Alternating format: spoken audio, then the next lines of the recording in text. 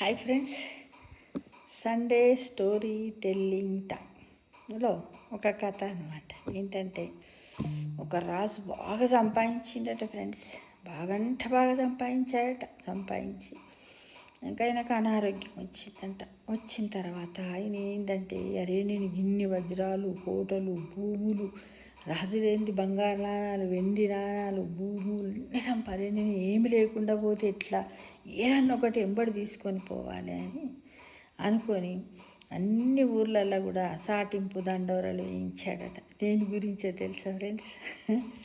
ఎవరైతే నేను చనిపోయిన తర్వాత ఈ ఆస్తిని తీసుకుపోవడానికి నాకు మార్గాన్ని చెప్తారో, పద్ధతిని చెప్తారో వాళ్ళకి లక్షిస్తాను. కొద్ది రోజులు 2 లక్షలు, కొద్ది రోజులు తర్వాత 20 లక్షలు, 30 లక్షలు, 40 లక్షలు, 50 లక్షలు అని ఈ విధంగా వారానికి రోజుకు దాన్ని పెంచుకుంటూ వెళ్ళిపోతున్నాడట. అయితే ఎవరు కూడా ముందుకు వస్తలేరట. పోయేటప్పుడు ఎట్లా కొంట పోవాలి, ఈ డబ్బునని చెప్పడానికి ఎవరు వస్తలేరట. అరే ఎట్లా ఎవరు వస్తలేరేంది, నేను ఇంత డబ్బుని వదిలేసి అంటే, ఎందుకంటే ఆయన బతకడని చెప్పిండు కదా, అనారోగ్యం పాలయ్యింది కదా, కాబట్టి ఇక నువ్వు బతకవు, ఇక నువ్వు ఎక్కువ రోజులు ఉండవని చెప్పారు కదా. చెప్పే వరకు వాళ్ళు ఆయనకి ఏమైపోయిందంటే, అరే నేను ఇంత సంపాదిస్తే ఇప్పుడు తిందామంటే తినలేకుంటున్నా, చాలా ఎంజాయ్ చేసినా, కానీ ఇంకా చాలా రోజులు ఎంజాయ్ చేద్దాము, 100 సంవత్సరాలు బతుకుదాము అని, 120 ఏళ్ళు బతుకుదామని అంటే, అరే నేను ఉండలేకపోతున్నా, నాకు ఈ జబ్బు తగ్గదని అంటున్నారు, ఏం చెయ్యాలి, ఎట్లా చెయ్యాలి, ఇదంతా నేను ఎందుకు వదిలేసిపోవాలి, నేను చాలా కష్టపడి సంపాదించాను కదా, ఇదంతా నాయంబడే వస్తే బాగుండే, కొంత నాకు వస్తే బాగుండే అనే ఉద్దేశంతో దండోరేయించిందట. నెల గడిచింది, 2 నెలలు గడిచింది, 3 నెలలు గడిచింది, ఇంకా సంవత్సరాలు గడుస్తున్నాయి. కానీ ఏ ఒక్కరు కూడా వచ్చి చనిపోయేటప్పుడు డబ్బు తీసుకుపోవడానికి ఎవరు మార్గం చెప్తలేరట. ఎట్లా తీసుకుపోవాలి, ఏం చేయాలి అంటే, దీనికి ఒక ఎగ్జాంపుల్ ఏముందంటే, మనం మామూలుగా ఇప్పుడు ఇండియా నుంచి అమెరికా పోవాలంటే మన ఇండియన్ కరెన్సీని ఏం చేస్తాం, డాలర్లుగా మార్చుకుంటాం, ఓకేనా. అట్లా ఇప్పుడు కెనడా పోవాలని కెనడాలో కూడా డాలర్గా మార్చుకుంటాం. ఇప్పుడు దుబాయ్ పోవాలనుకో అక్కడ కరెన్సీగా మార్చుదాం. ఈ విధంగా విదేశాలకు పోవాలన్నప్పుడు అన్ని కరెన్సీ మారుస్తాం. కానీ మనం పోయేది నరకమా స్వర్గమా? మరి అక్కడ ఉన్నటువంటి కరెన్సీ ఏంటిది? అది రూపాయా, డాలరా, రియాలా, దీనారా, ఏంటిది అసలు? అది మనకి తెలియదు కదా. అది తెలియాలంటే మనం ఏం చెయ్యాలి? అది ఎవ్వరి వల్ల కాదు, ఎవ్వరు కూడా చెప్పరు దాని గురించి. ఎలా చెప్తారు చెప్పు? ఇప్పుడు నువ్వు స్వర్గానికి పోతావో మొక్కి, నరకానికి పోతావో తెలియదు. మన తప్పులన్నీ కూడా అక్కడ చిత్రగుప్తులు రాస్తాడు. మనకి ఎక్కడ తెలుస్తుంది? మనం చనిపోయిన తర్వాత 2 ద్వారాలు ఉంటాయట ఫ్రెండ్స్. అవి నువ్వు ఇటువో నువ్వు అటువో అంటారట. రెడ్ లైట్ అప్పుడప్పుడు సినిమాలలో చూస్తాం కదా, green light, red light. Red light అంటే నరకం, గ్రీన్ లైట్ అంటే స్వర్గం అని.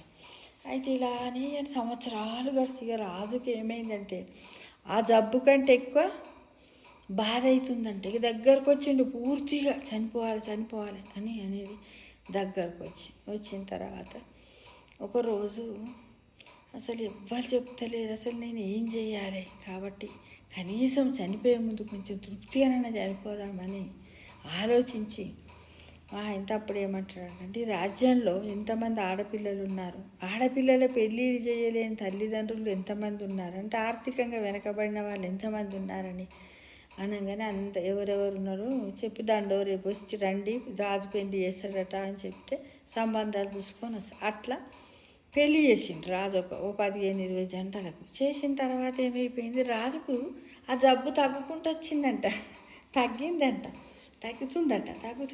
తగ్గుతుందంట. ఆ తర్వాత ఏం చేశాడు, మెల్లగా బెడ్ మీకు వెళ్ళలేని పరిస్థితి, తినలేని పరిస్థితి, కొంచెం తింటుండంట.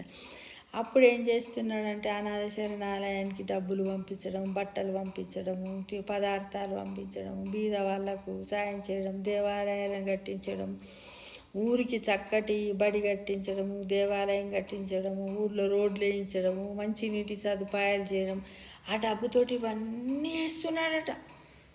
ఎవరు? రాజు.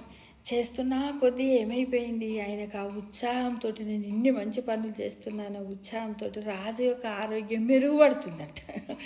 అసలు అందరికీ ఆశ్చర్యం అంట, ఏంటి అసలు రాజు చనిపోతాడు అని అనుకుంటే 1 సంవత్సరం 2 సంవత్సరాలు గడిచి మళ్ళీ 2 సంవత్సరాల తర్వాత రాజు ఇవన్నీ చేస్తుంటే ఎందుకు లేచి కూర్చుంటున్నాడు, ఇలా ఎందుకు అవుతుంది, అసలు నిజంగా ఏంటిది అని మళ్ళీ ఎప్పటిలాగా రాజు వచ్చి మళ్ళీ సింహాసనంలో కూర్చున్నాడట ఫ్రెండ్స్. అంటే దీన్ని బట్టి మనకి ఏం తెలుస్తుంది, సంతోషమే సగం బలం. అంటే ఎంతసేపు కూడా మనం డబ్బు సంపాదించాలి అన్నప్పుడు మనం ఎంతసేపు ధర్మయుక్తమా అధర్మమా మనకేమి తెలియకుండా అహర్నిశలు ఆలోచిస్తూ అందనే పడి డబ్బు డబ్బు డబ్బు డబ్బు డబ్బు డబ్బు పైసా పైసా పైసా పైసా అనుకుంటుందండి. మనం ఏం చేస్తున్నా కూడబెడుతున్నాం కదా. కూడబెట్టిన తర్వాత అందరికి ఎవరెవరికి అలా ఇచ్చినాం, కానీ మళ్ళీ దాన్ని వదిలేసిపోదామంటే మనకు తృప్తి లేదు. కానీ దాని గురించి ఆలోచించేంత పరిజ్ఞానం సమయం మనకి ఎప్పుడు దొరికింది ఫ్రెండ్స్, మనకు అనారోగ్యం వచ్చినప్పుడు బెడ్ పైన మనము చేరినప్పుడు, అప్పుడు మనకు టైం తెలిసి అప్పుడు మనం ఏం చేస్తాం, ఆలోచిస్తున్నాం ఏమని, ఈ డబ్బుని తీసుకుపోతే బాగుండు అని ఆలోచిస్తున్నాం కదా. అయితే ఈ విధంగానే మనం మంచిగా ఉన్నప్పుడు ఇతరులను బాగా బాధ పెట్టడము తిట్టడము చెయ్యడం ఈ మధ్యకాలంలో చాలా అవుతున్నాయి కదా.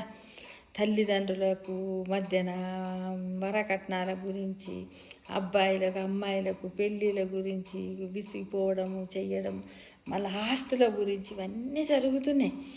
అయితే మనం సంపాదించేటప్పుడు ధర్మయుక్తంగా సంపాదించామా అధర్మయుక్తంగా సంపాదించామా పరమాత్ముడు చూస్తూనే ఉన్నాడు. కాబట్టి మన తప్పులు కూడా అక్కడ చిత్రగుప్తుని దగ్గర 1000కి మించిన తర్వాత అరే వీడు 1000 తప్పులు చేసిండు, ఇప్పుడు నరకం వచ్చినాక వీడికి 1000 శిక్షలు వెయ్యాలంటే ఎక్కడి నుంచి వెయ్యాలి, నేను ఏం చెయ్యాలి అనేది వీడికి అర్థం కావాలి. ఈ భూలోకంలోనే అన్న ఉద్దేశంతో వాళ్ళకు ఒక జబ్బు లాంటిది భగవంతుడు ఒక బెడ్ రీడ్ అంటే మన మంచం మీద పడుకుని ఒక జబ్బును ఆపాదించి దాంతో వాళ్ళను ఆలోచింపజేసి తను చేసిన దారుణాలను వాటిని అన్నింటిని కూడా తనను తనే విమర్శించుకునేటట్టు ఆలోచించుకొని పశ్చాత్తాపపడేటట్టు చేయడము భగవంతుని యొక్క విధి అని నేను అనుకుంటాను ఫ్రెండ్స్. ఇది కేవలం నేను ఇప్పుడు మామూలుగా నేను అనుభవించినటువంటి నా ఎక్స్పీరియన్స్తో నేను చెప్తున్నాను. చాలామంది ఏంటంటే మనం కాళ్ళు ఉన్నప్పుడు ఉరుకులాడుతుంటాం తెలుసా, మనకు ఒకటి ఏంటంటే మన చిన్నపిల్లలప్పుడు ఒక రకము, మధ్య వయసులో ఒక రకము, మళ్ళీ తర్వాత 60 ఏళ్ళలో ఒక రకము, పూర్తిగా ముసలోళ్ళమైన అంటే ఒక్కొక్క స్టేజీ వచ్చినప్పుడు ఆ ఒక్క స్టేజ్ విలువ మనకు తెలుస్తుంది. మనం చిన్నపిల్లలుగా ఉన్నప్పుడు మనకి ఏది తెలియదు, మనం అమ్మలమైనప్పుడు నాన్నలమైనప్పుడు అమ్మ నాన్న కష్టాలు తెలుస్తాయి. ఆ తర్వాత మనం రోగాల పడినప్పుడు మన కష్టాలు తెలుస్తాయి. ఆ తర్వాత పిల్లలు మనల్ని ప్రేమగా చూస్తున్నారా లేదా అన్నప్పుడు ఆ బాధలు తెలుస్తాయి. ఇలా రకరకాలైనటువంటి మానసిక వ్యధలనన్నింటిని కూడా మానవుడు భరిస్తూనే ఉంటాడు ఫ్రెండ్స్. కాబట్టి ఎవరిని కూడా అపహాస్యం చెయ్యకండి, ఎవరిని నిందించకండి, ఎవరిని బాధించకండి. మన ఎంబడి వచ్చేది ఒక మనశ్శాంతి. మనస్సు plus Shanti is equal to మనశ్శాంతి. మనస్సు ప్లస్ శాంతి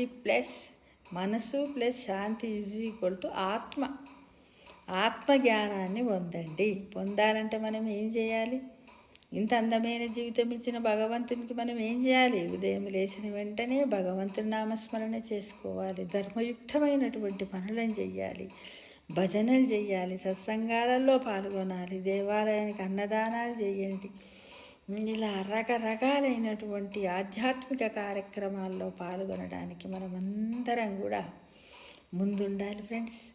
అందరూ అనుకుంటారు అప్పుడెప్పుడు తెలుసా మనం ఇవన్నీ చెయ్యలేదనుకో, అప్పుడు పూర్తిగా ఒక్కొక్కసారి అంటారు అమ్మమ్మకైతే ఎన్ని సంవత్సరాలైందో 4 ఏళ్ళ నుంచి మంచం మీదనే ఉంది అంటే అది ఏంటిది, అది మన పాపాల యొక్క చిట్ట పరిహారం జరగకపోతే మనకు భగవంతుని నుంచి పిలుపు రాదు. కాబట్టి సాధ్యమైనంత వరకు మనం ఏంటిది, ఎవరినైనా తల్లి పిల్లలను వేరు చేయకండి, తల్లిదండ్రులను బాధ పెట్టకండి, పెద్దవారిని గౌరవించండి, అత్తమామలను పూజించండి, అమ్మ నాన్నను ప్రేమగా చూడండి, డబ్బుకే విలువ ఇవ్వకండి. పేద తల్లిదండ్రులను కూడా మీకు ప్రేమను పంచారు కదా, ఆస్తులు ఇచ్చినా ఇవ్వకపోయినా వాళ్ళని ప్రేమగా చూడండి. అప్పుడే మీకు మీ పిల్లలకు అంతా మంచి జరుగుతుంది. ఇవాళ వాళ్ళు ముసలోళ్ళు అయ్యారు అని మనం అనుకుంటున్నాం, అడగలేని పరిస్థితుల్లో ఉంటారు, కానీ వాళ్ళ ఆత్మ ఎంత కొట్టుకుంటుందో అదంతా ఎవరు చూస్తారు ఫ్రెండ్స్? భగవంతుడు చూస్తాడు. కాబట్టి మనము భూలోకంలో చేసినటువంటి తప్పొప్పులన్నింటిని కూడా మనం తప్పకుండా వాటికి పరిహారము అంటే ఏంటిది, మనం శిక్ష అనుభవిస్తామని ఈ వీడియో ద్వారా మీకు అంతా తెలిసింది అనుకుంటాను కదా.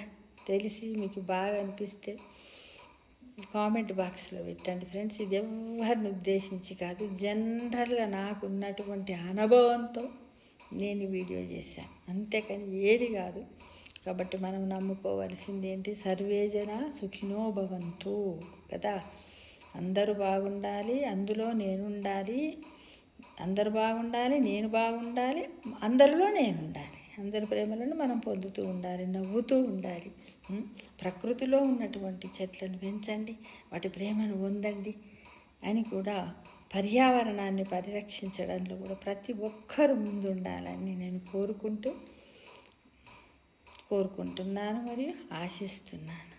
సర్వేజన సుఖినో